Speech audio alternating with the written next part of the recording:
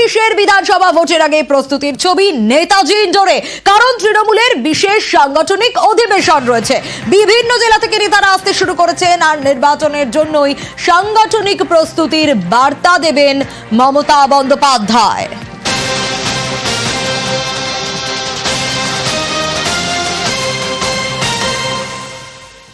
কিন্তু কোন কোন বিষয়গুলোর উপর ফোকাস করা হচ্ছে আরো ডিটেইল আবির জানাতে পারবে। আবিরের কাছ থেকে জানতে চাইবো। আবির রয়েছে আমার সঙ্গে, আবিরের থেকে জানবো যে কোন কোন দিকে নজর দেওয়ার কথা। কারণ আপনাদের তার আগে আরো একবার জানাবো, এই অধিবেশন থেকে কিন্তু বেশ কিছু নয়া কর্মসূচি ঘোষণার সম্ভাবনাও থেকে যাচ্ছে, সেদিকেও অবশ্যই আমাদের নজর থাকবে। আবির রয়েছে আমার সঙ্গে, আবিরের কাছ থেকে জানতে চাইবো, আবির কোন কোন দিকে বিশেষ করে গুরুত্ব দেওয়া হচ্ছে, আজ কি বার্তা দেবেন অভিষেক বন্দ্যোপাধ্যায়, মমতা বন্দ্যোপাধ্যায়, সেদিকেই তাকিয়ে রয়েছে সকলে।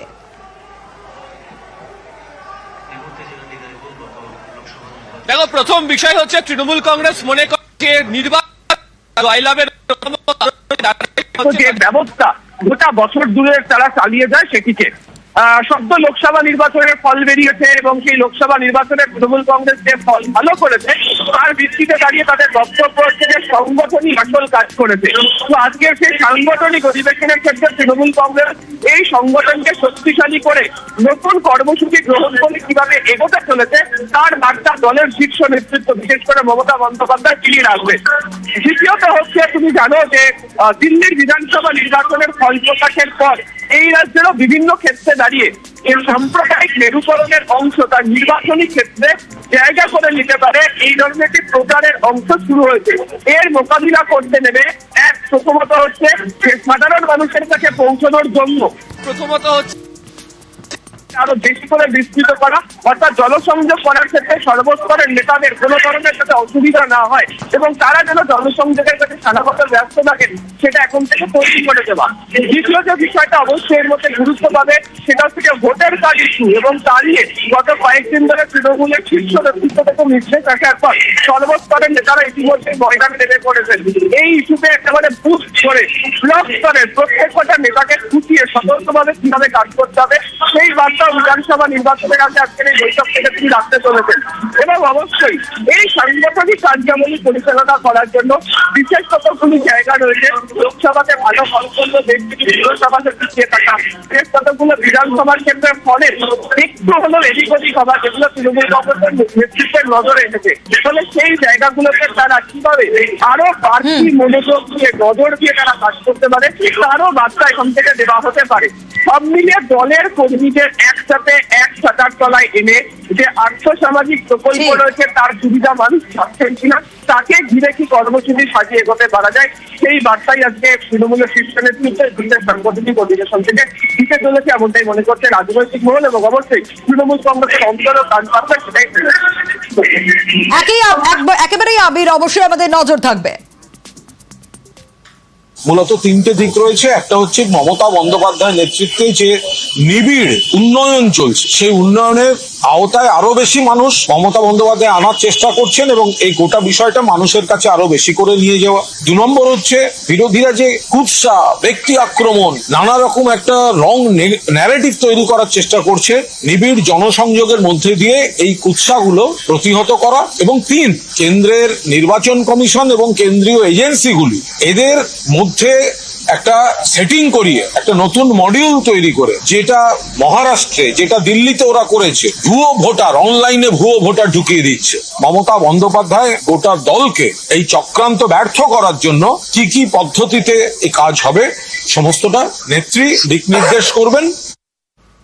ঠিক যেমনটা আমাদের প্রতিনিধি আবির বলছিলেন, তৃণমূল নেত্রীর বার্তায় গুরুত্ব পেতে চলেছে ভুয়ো ভোটার প্রসঙ্গ। বুথ স্তরে ভোটার তালিকায় বিশেষ নজরদারির জন্য নেতাদের দায়িত্ব বুঝিয়ে দেওয়া হবে। আগেই ভুতুড়ে ভোটার লিস্ট নিয়ে সরব হয়েছেন মমতা বন্দ্যোপাধ্যায়। বিজেপি 40 লাখ ভোট বাড়লো কি করে মহারাষ্ট্রে, আর দিল্লিতেই বা আপনারা কি করেছিলেন? এখানেও বাবুরা এসে বসে আছেন প্রত্যেক অ্যাসেম্বলিতে 20,000 থেকে 30,000 বাইরের লোকের নাম ঢোকাবে।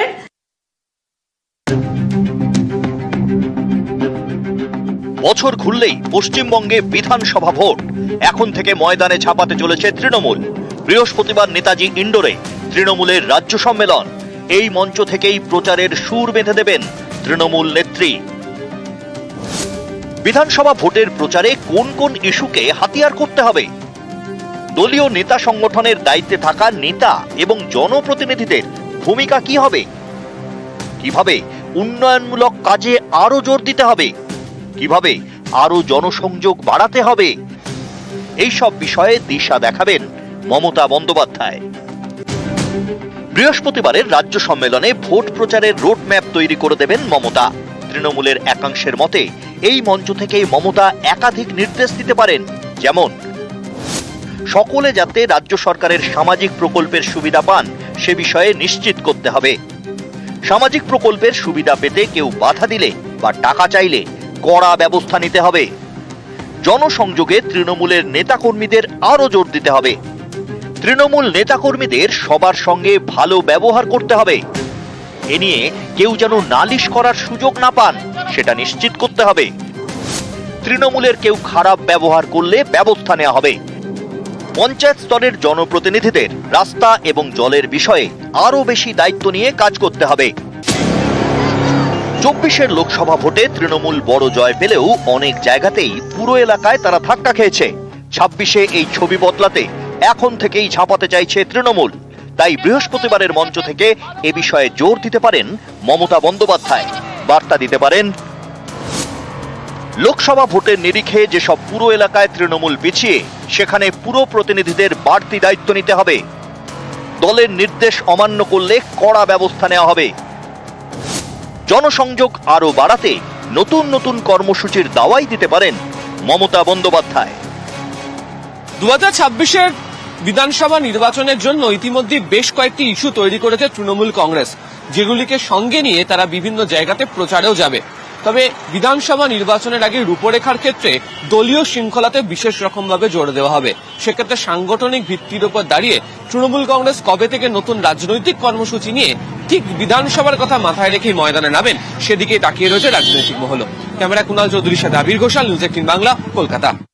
এই মুহূর্তে যে খবরের দিকে নজর রাখবো, কালনায় কোল্ড স্টোরেজে বিপর্যয়, অ্যামোনিয়ার সিলিন্ডার লিক করে দুর্ঘটনা। হিমঘরের মেশিন রুমে বিস্ফোরণে মৃত্যু হয়েছে দুজনের।